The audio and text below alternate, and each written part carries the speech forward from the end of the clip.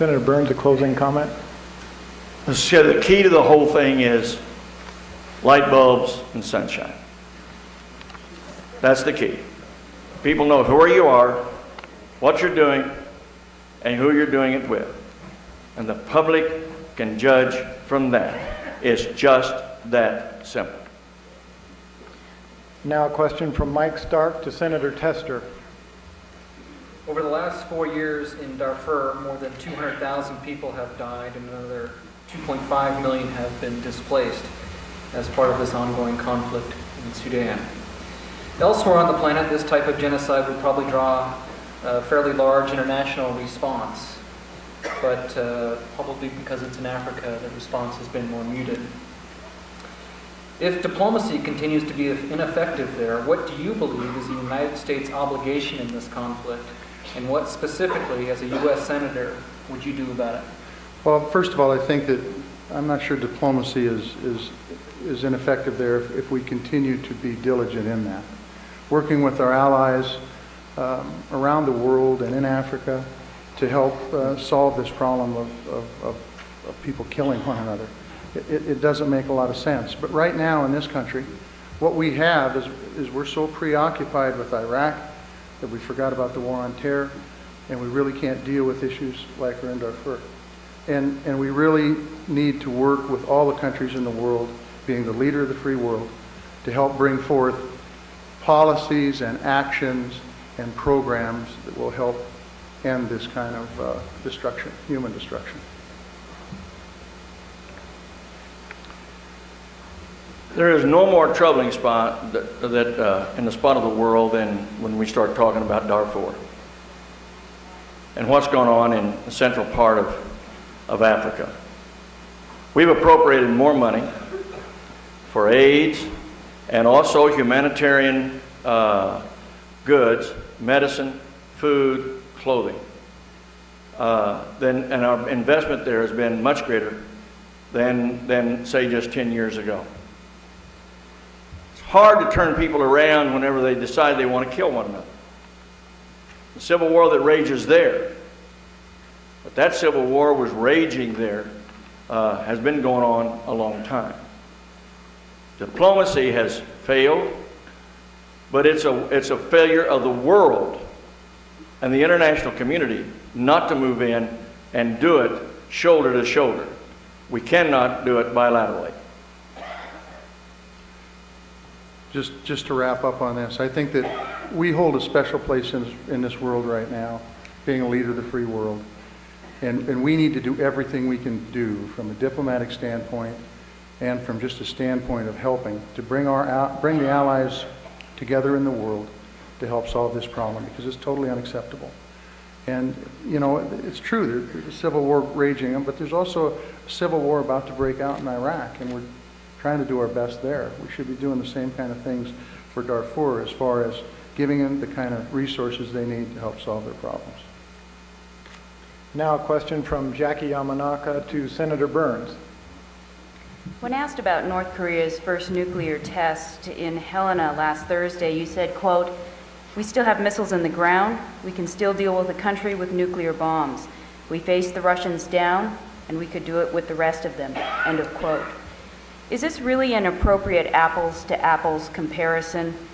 Could it further incite a government that some analysts have called unstable and belligerent? How do you deal with rogue nations? The same way that Ronald Reagan did with superpowers. Trust but verify, and peace through strength. Every now and again, you got to remind folks that we still have deterrence in the ground for the protection of this country. That is the key for our safety and security. When you talk about Korea, North Korea, the key there rests with China, mainland China. Ambassador Rice has been there. I don't know how her talks are going, but I would say this: a little pressure on China may yield more results than pressure on a rogue country. We've got a situation right now in North Korea where obviously we have another country with nuclear capabilities. I think to play the nuclear card and say, you know what, we're going to drop it on you with a country that has nuclear weapons as a first result is not the right direction. It's not a direction that we need to be going at this point in time. Strong diplomacy, hard diplomacy should have been applied years ago, working with our allies in the region. And to say, you know what, we're going to put embargoes on China or we're going to put trade sanctions against China if you don't march to our drum, I don't think will work. I think what will work is what the UN did last week, and that is work together to put the kind of sanctions on that will make North Korea realize that the building of nuclear weapons is not to their advantage nor to anybody in the region or the world's advantage.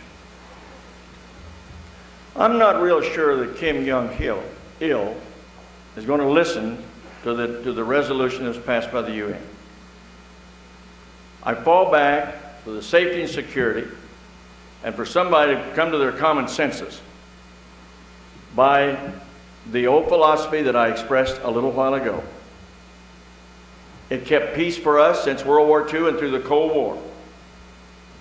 Trust but verify. It doesn't seem like that Korea wants any verification or inspection. They haven't indicated that anyway through anything.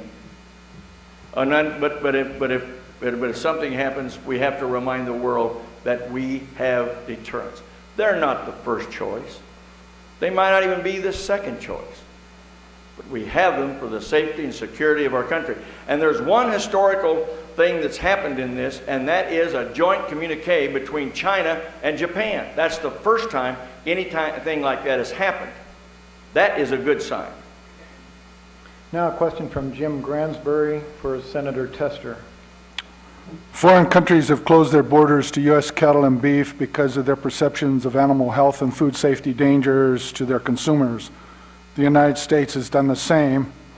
I referenced the BSE, or so-called mad cow disease controversy of the past 3.5 years. Under what circumstances specifically should the United States close its borders to foreign livestock and meat? How do we deal with countries that impose import restrictions that are much stricter than internationally accepted standards, such as Japan and South Korea? I think the key is when you have a trading nation that has a BSE problem and doesn't have a plan to get it eradicated, and instances keep popping up as we have with Canada, and I've got a lot of great friends up in Canada across the line. But the fact is we need to make sure that our cattle industry is protected. And if we start allowing trade with countries that have known BSE contaminants, then and it affects trade with other countries such as Japan, that's not the right direction to go. And you know, feeding animal remains to cows is not something that works. It spreads BSE, and I think they need to get that under control up north. And I have a lot of empathy for their position. But the fact is the first priority should be those folks, those family farms, family ranchers that are out there struggling to make ends meet. If this problem could be solved between us and Alberta, we'd have it solved in about 15 minutes. But whenever things grow up and they go beyond the province and we go beyond the state, when it goes to Ottawa and Washington, it kind of gets fuzzed up. We should not allow any animal or the product of any animal enter this country and our food chain over 30 months old. Now, right now, we're exporting to Japan at 20 months old and younger. And that's a great first step as far as Japan is concerned. Korea is just now considering the same thing. And it took a long time to get to there. I was disappointed. I thought we'd get it done in a year. It took almost 2 since the first breakout in Canada as of their BSE. But we got to be very cautious and protect the industry here. It is first here in the United States.